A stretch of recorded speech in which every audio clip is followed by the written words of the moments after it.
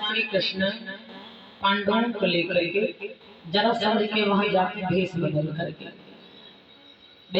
करके जब जाते हैं जरासंध के वहां, जरासंध ने अतिथि सत्कार किया और जब बातचीत होने लगे दक्षिणा की मांग की तो भगवान श्री कृष्ण कहने लगे कि क्या देना चाहते हो, जो मांगेंगे सो दे दोगे क्या?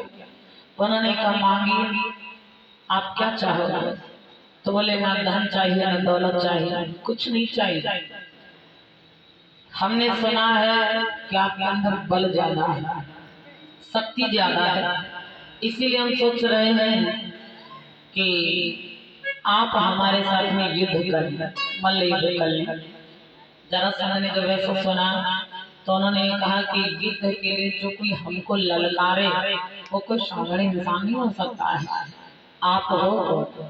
भगवान ने बाद में अपना परिचय बता दिया कि हम वही कृष्ण हैं जिन्होंने बचपने में भी कई सारी लीलाएं किए हैं। शक्तासुर को मारा, तड़ावर्त को मारा, पूतना को मारा, कंस को भी मार करके दुनिया को पाप से मुक्त किया।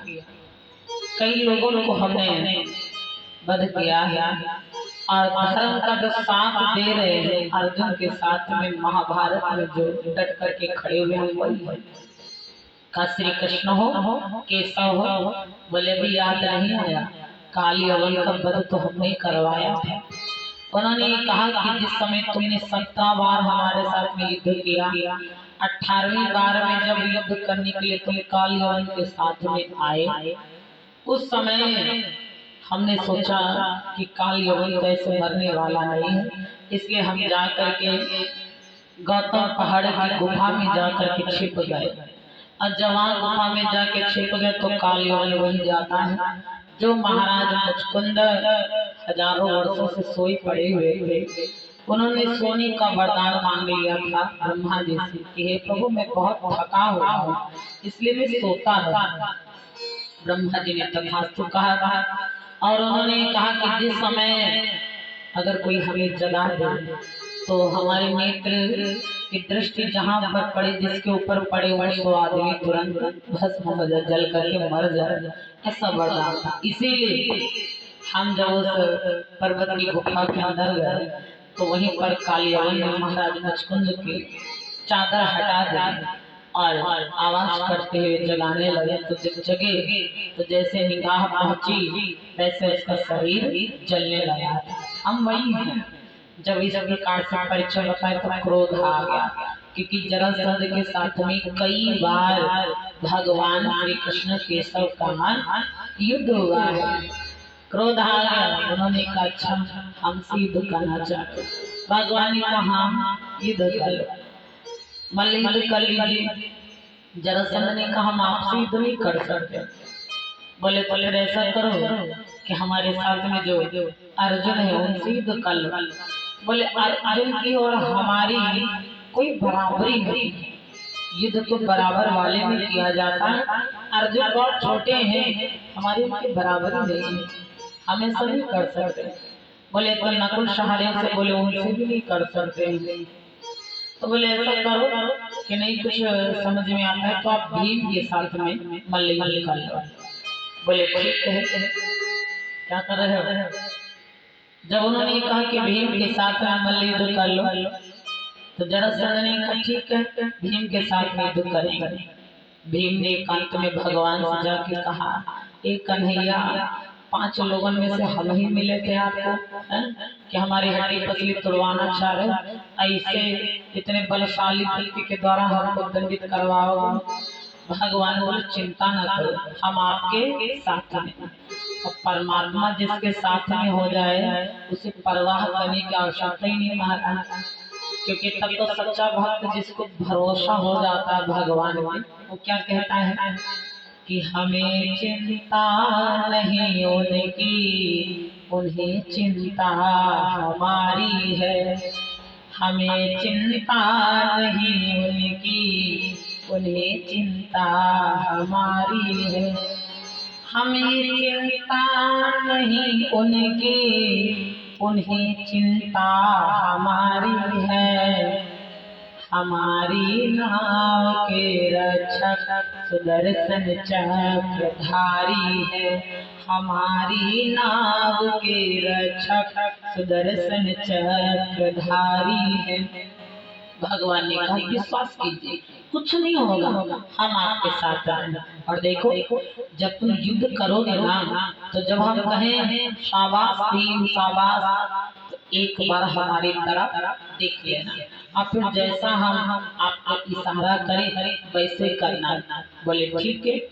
भीम और जरासंध का युद्ध प्रारंभ हुआ। जब युद्ध प्रारंभ हुआ तो जमीनी जरासंध ने उठा करके हाथ एक मुक्का दिया, सो भीम तुरंत ही लुढ़क गए। महाराज लुढ़क गए, कन्हैया की तरफ देखने लगे कि मरवा दिया मरवा दिया। हमको लगता है कि अब तो हमारी सामर्थ्य नहीं उठने की। बार बार कन्हैया की तरफ देखें, कही दो शाबाश, कही दो। लेकिन भगवान ने कहा जितना उधर जरासंध उठ करके प्रहार करने का प्रयास करता, उतने भीम भी प्रहार कर। भगवान जानते हैं कि अभी इसके अंदर बल है, और उस बल का अहम छिपा हुआ है। इसीलिए भगवान ने अभी ये नहीं कहा कि वाह भीम वाह, शाबाश नहीं बोले। धीरे धीरे करके युद्ध चलता रहा। जब युद्ध चलता रहा, इधर भीम का शरीर जब लथपथ होने लगा, जब भीम का शरीर लथपथ होने लगा, तो भीम जब गिरे हैं जमीन के तरफ, मिट्टी मुंह में लग गई, तो भीम ने कहा कि कन्हैया क्या बाकी में मरवा दोगे? रक्षा करो कन्हैया, रक्षा करो।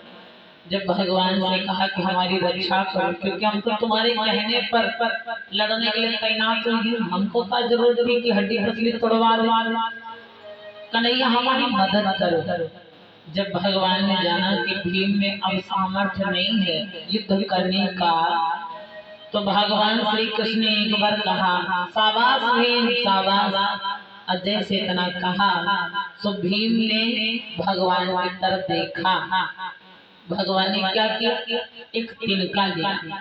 जैसे नहीं आप करवा पूजती तो सिरकी लगाती हो, सिरकी, उसी सिरकी के भांति एक तिनका लिया और भगवान ने तिनके को बीच चीर दिया। अब भीम ये देख रहे थे, तो भीम ने भी वैसे किया, जांघ पे पांव रख के दूसरे पैर को ऊपर उठा करके चीर दिया। तो जरासंध जो है बीच से खड़ा खड़ा फट जाता, हमारा खड़ा खड़ा फट गया।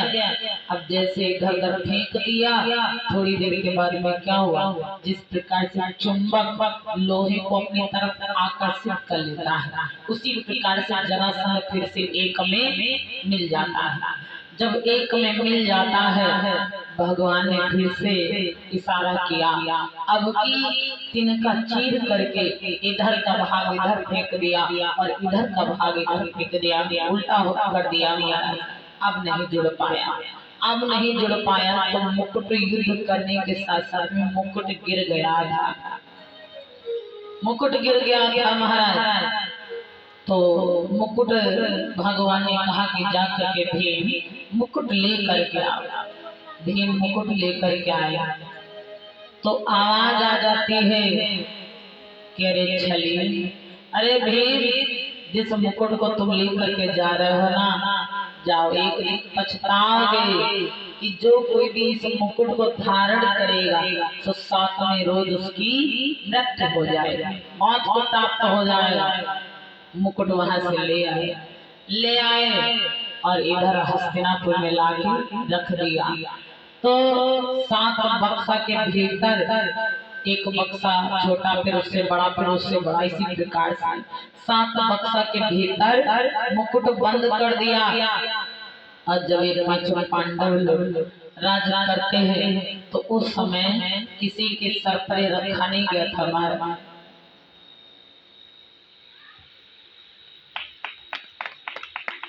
और ये बहुत सुंदर सा प्यारा सा पुष्पहार आया है समय के मम्मी की तरफ से। भगवान सदैव कृपा करें, कल्याण करें, हमारी कामना है। तो आज इधर जब कई बक्सों के संदूकों के भीतर मुकुट बंद है, भीम ने सोचा अपने हम भाइयों के ऊपर रख देंगे तो 7 ही दिन में काम तमाम हो जाएगा, इसलिए नहीं रखा। और ये राज किसी को बताया नहीं, किसी को नहीं बताया। अच्छा, इधर समय व्यतीत हो गया, अंदर छुपा के रख दिया, किसी को ध्यान ही नहीं रहा कि सोने का मुकुट कहीं रखा हुआ है। परीक्षित महाराज जब राजा बने, जब 5 पांडव पंचाली के साथ में मिलकर हिमालय पर्वत पर जाते हैं, स्वर्गारोहण की तैयारी करते हैं, तो उस समय जब ये लोग चले गए वो बक्सा देकर तो परीक्षित महाराज के मन में एक दिन विचार राजा बनने के बाद में कि हमारे बाबा लोगों ने 5 पांडवों ने हमें सब कुछ दिया, लेकिन ये बक्सा में क्या चीज है जो छुपा के रख दिया, और हमसे ये भी कह गए थे कि इस संदूक को खोलना नहीं। परीक्षित महाराज सोचने लगे इसमें है क्या ऐसा जो हमको खोलने के लिए मना कर दिया है, अब हम देखेंगे जरूर। परीक्षित महाराज उठ करके उस बक्से को खोल के देखने लगे तो 6 बक्सों के बाद में जो बक्सा था उसमें वो सोने का मुकुट निकला है, सोने का मुकुट। और जो सोने का मुकुट निकला तो देखते प्रसन्न हो गए कि इतना लुभावना, इतना सुंदर बना हुआ था, उसकी बनावट बहुत अच्छी थी। परीक्षित महाराज ने सोचा कितना सुंदर मुकुट, और हमारे बाबा ने आज तक हमें दिया नहीं, ना तो अर्जुन ने कभी कहा कि रख लो, ना तो भीम ने कहा, किसी ने नहीं कहा हमसे, इसीलिए लाओ आज अपनी मर्जी से। अब तो कोई यहाँ पे है नहीं रोकने टोकने वाला, अपनी मर्जी से आज हम इसे अपने सर पर धारण कर लेते हैं। वही मुकुट उठा के जब रखा कि उनके मन में हिंसक भावना जागृत हो गई, महाराज भावना आ गई कि हम शिकार करने के लिए जाएंगे। अब पहले परीक्षित महाराज का ऐसा नियम था कि सब हिंसक जीव जंतु भेड़ बकरियां सभी एक ही घाट पे जल पिया करते थे महाराज, लेकिन आज जैसे मुकुट रखा तब उनके मन में ऐसी भावना आ गई कि हम शिकार करेंगे। इसीलिए कहते हैं महाराज, इसीलिए कहते हैं कि जिसका, क्योंकि वो मुकुट ना एक अधर्मी का था, अधर्म से कमाई हुई धन का, अधर्म से कमाया हुआ धन का वो मुकुट बना हुआ था, पाप से युक्त था। इसीलिए जैसा आप पहनावा पहनेंगे, जिस प्रकार से अधर्म की कमाई का पहनोगे तो वैसे तो गुण विचार आएंगे, वैसे तो कार्य होगा। इसीलिए महाराज परीक्षित के मन में ये भाव आ गया कि हम शिकार करने के लिए जाए।